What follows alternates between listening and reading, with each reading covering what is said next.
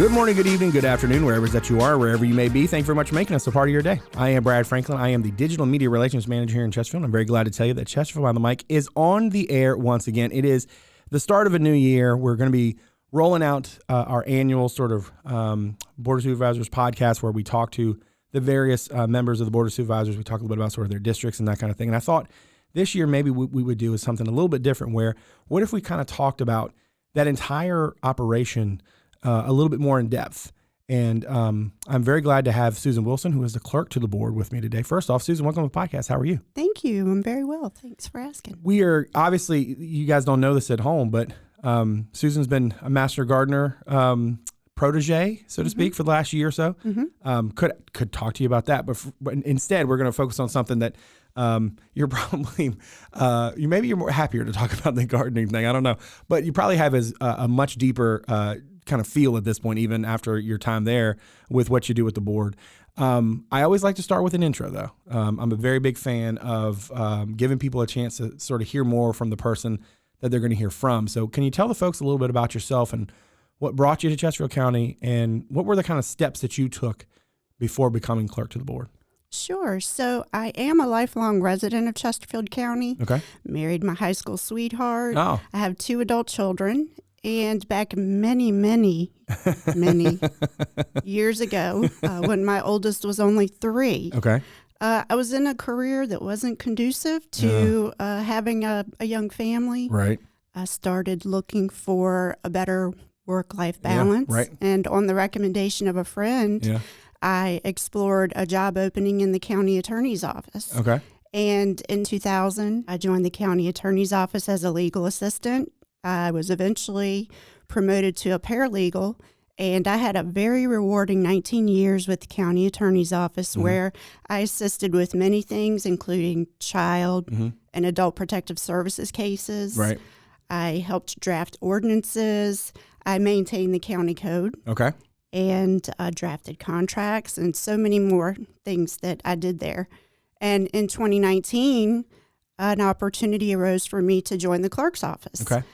So much of the experience that I gained in the county attorney's office greatly benefited me in the role in the clerk's office. I bet. And in 2020, I became the clerk. Yeah. And real quick before I move on to my next question, I'm just curious, in the time that you've been the clerk, has it been what you kind of thought it would be? Because, I mean, you obviously had a lot of sort of what I would call very unique legal kind of experience, right? In the sense that, like, a lot of the things that you were doing at your previous stop and now that you're doing now, they're even just sort of like in a very narrow part of what I would call like the legals, you know, that it's a job that I would imagine requires a lot of specificity. How has it sort of lined up with the way you thought it would be? I think it's lined up very well. The thing that I enjoy about the clerk's role, the board meeting function is very cyclical. It's very, kind of what's going to happen, what needs to happen. So you get those reps in. Yes. So, I gotcha. Yes. Yeah, that makes sense. And I feel like working in a law office, it's similar. And you have guiding documents. You have the state code. Right. You always can go back to the code to find answers and rely on that information. Yeah.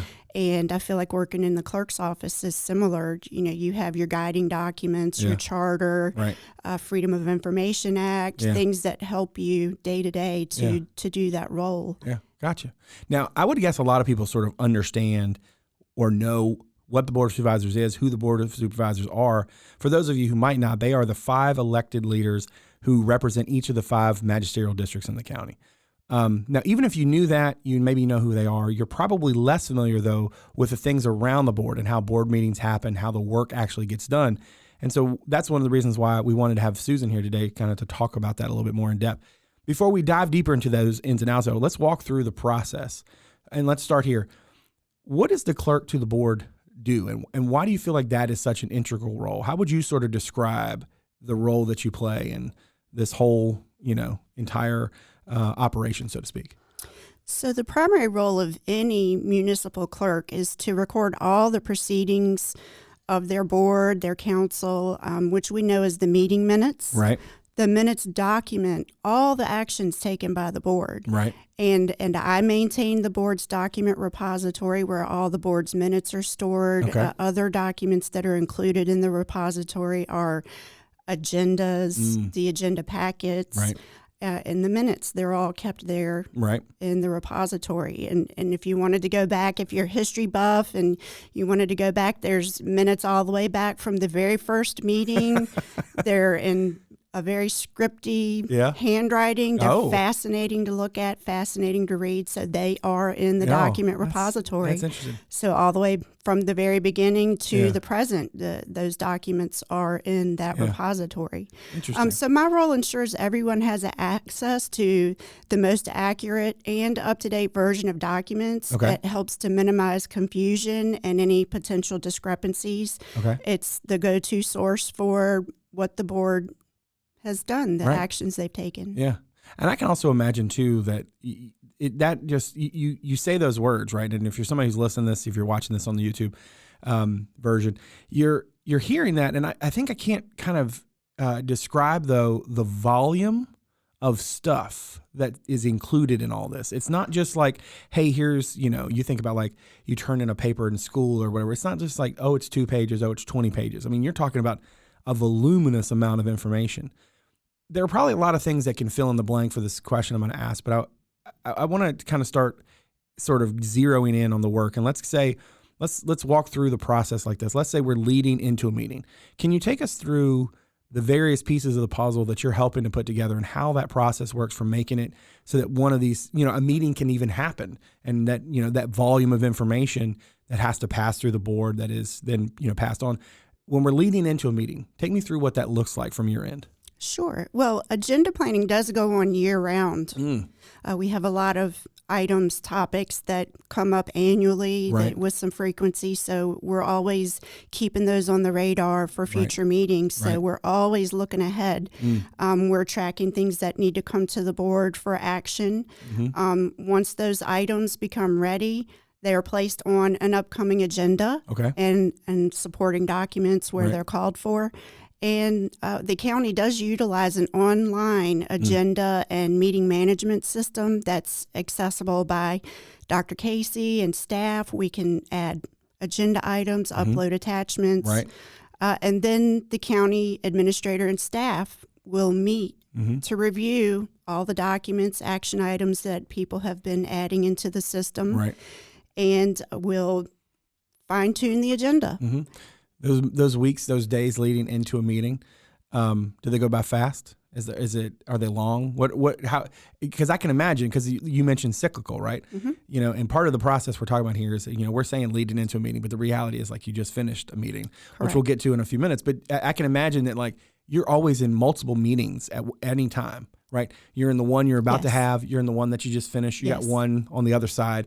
And I can imagine that some of those days go by, the time goes by really quickly because you're sort of always in the midst of all of the chaos that is all of that work. Does that make sense? Yes, and that's correct. It does. Sometimes it does. Things catch up with you, and I have to prioritize. What are the time-sensitive things, the legal deadlines that we have to comply with, but also I have to the minutes. I have to work on the minutes. I have to give them out to staff to give them plenty of time to review the minutes, and I have to get them ready for the board to review. So that's kind of an ongoing process while all the other things are happening. Now, I don't know if this is necessarily one of the last things you do before we get to the actual meeting itself, but I know one of the things that I know is going to happen before the meeting is that the agenda is going to be released to the public, right? And that cues us to put that news release out that we always do to say here is the information for the meeting. Here's the agenda. If you want to make comments, this is how you do it. And I can imagine before a meeting, you're also getting a lot of feedback from folks, in the public who want to comment on things, who want information about things. What's the process for you to pull all that stuff in? Sure. So I can accept sign-ups to speak at board meetings. I can start accepting those the day after a board meeting. Oh, interesting. Okay. So we just had a meeting last Wednesday. Thursday morning, that speaker list resets, and I can start taking speakers right away until we fill all those slots. Now, we have a comment portal, which we can discuss a little further in a moment, but just for the benefit of this topic, the comment portal opens once the agenda is published. Okay, that makes sense. Yeah. So, for example, we publish a packet on Thursday afternoon. Right. The comment portal opens on that day. Right. And citizens can go start leaving comments as early as the same day the packet is published. Right. All right, so we're leading into a meeting. Now it's the day of the meeting. And so typically the Board of Supervisors does a thing where they've got an afternoon session and an evening session. So your meeting starts in the afternoon. During the meeting and through the meeting, you're announcing the items as you sort of move through the agenda, which I can imagine seems like, because if you're watching it, I can totally see where people see it and they go, oh, this is the person who sort of leads but you're so busy while you're also having to do that. Somebody who talks, not completely, that's not, the podcast isn't the only thing I do. I can imagine it's sort of intimidating to sort of be in the meeting, having to do this stuff while you're also doing these other things to keep track of what's happened. Like you said, you're not just announcing the items as they come up. You're also being focused on what happened, what needs to happen. Can you help me understand some of the things that you're doing during the meeting, what that looks like? Sure. So first and foremost, I'm listening. I'm taking notes. My priority during a meeting is to record the motions, the seconds, and the votes. During a public hearing, I work with the chair. We ensure that the public hearing is open. Right. The citizens wishing to speak are given an opportunity to do so, and that we close the public hearing. When there are citizen speakers, I do note their names because that is part of the public record. Right. It goes in the meeting minutes. Yep. So I will note their names. And I monitor the speakers. Okay. We do have a 3-minute time limit for each speaker, so I do monitor that. That's under the board's policy. Right.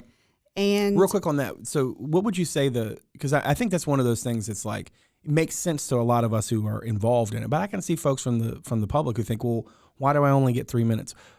What's the sort of rationale for why we only give folks 3 minutes in those little blocks of time? Sure. Well, the board wants to ensure that the public does have opportunities to speak to them. And in this case, if we want to talk about unscheduled matters, which is anything that is not on the board's agenda, right. They can sign up to speak. The board has provided 3 opportunities during every meeting for the comment period. Right.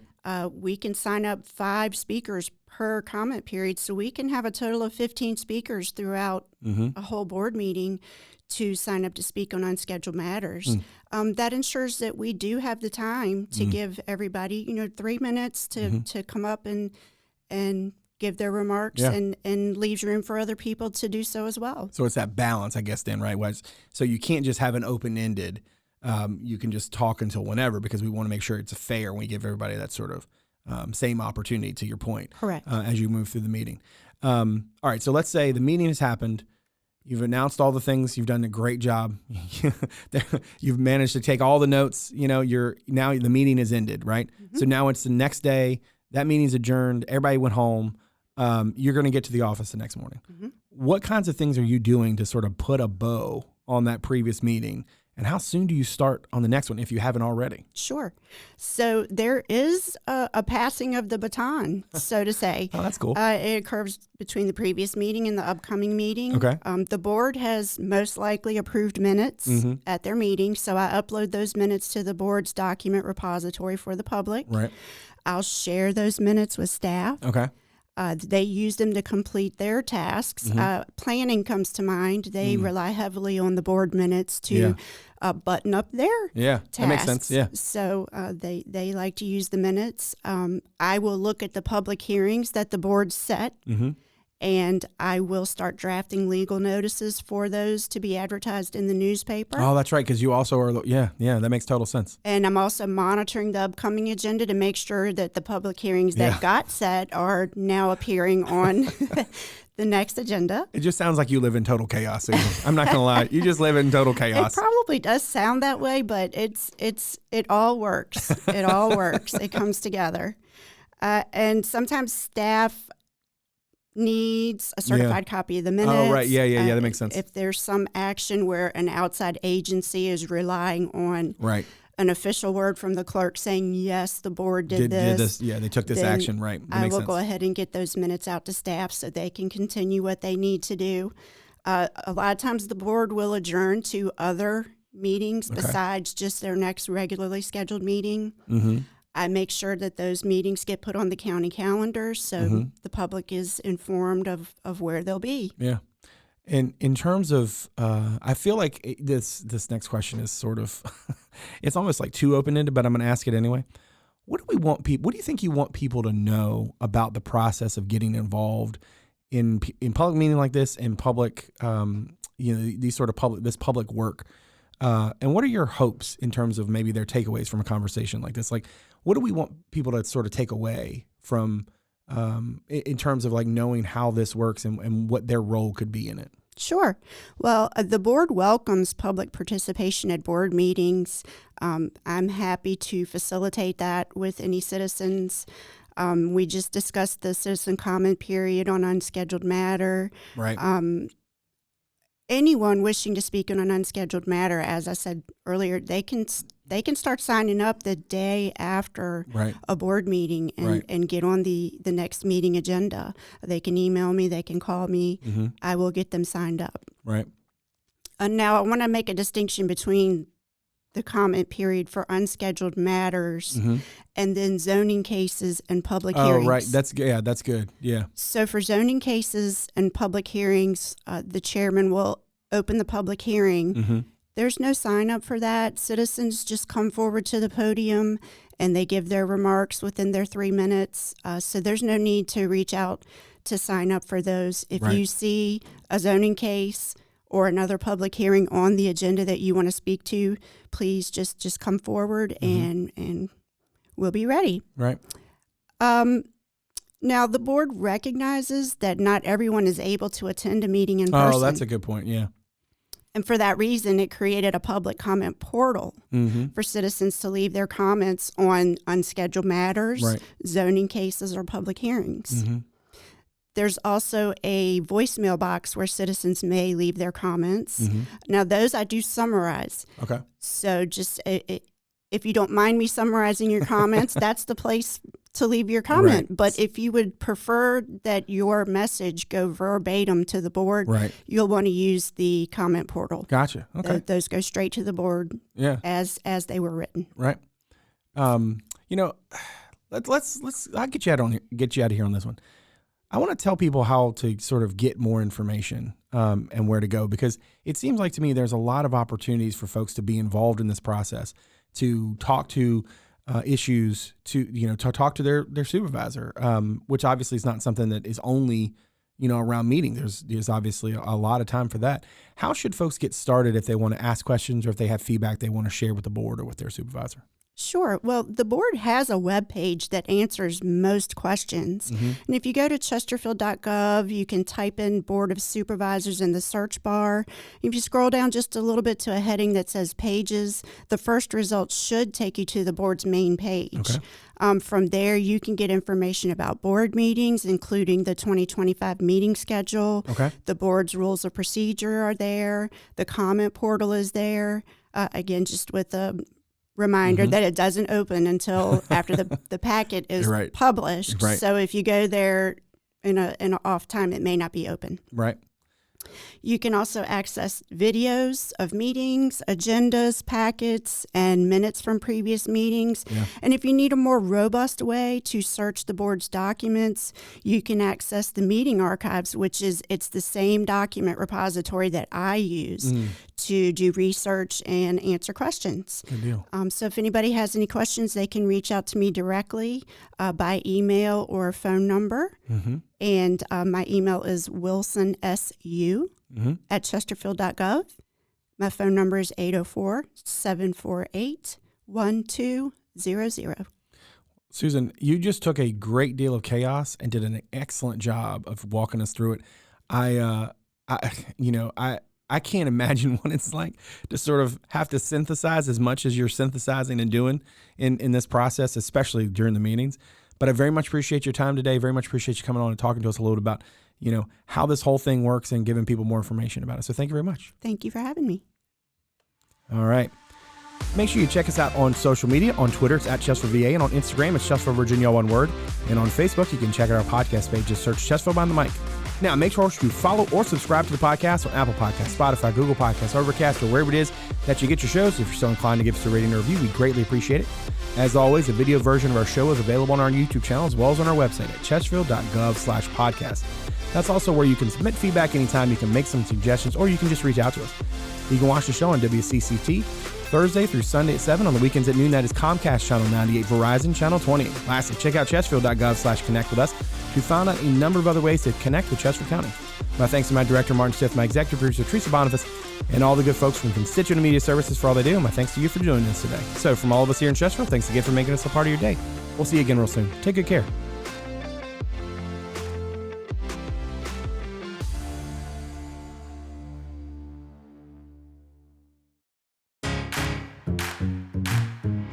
From blogs to podcasts, and I'm very glad to tell you that Chesterfield Behind the Mic is on the air once again. Weekly video segments and newsletters, Social media, the latest community news. And this is your Chesterfield News Minute for September 19th. How to get in touch, and everything in between. If you want to know about Chesterfield County, our Connect With Us webpage has you covered. Chesterfield.gov/connect with us. Connect with us, your source for all things Chesterfield.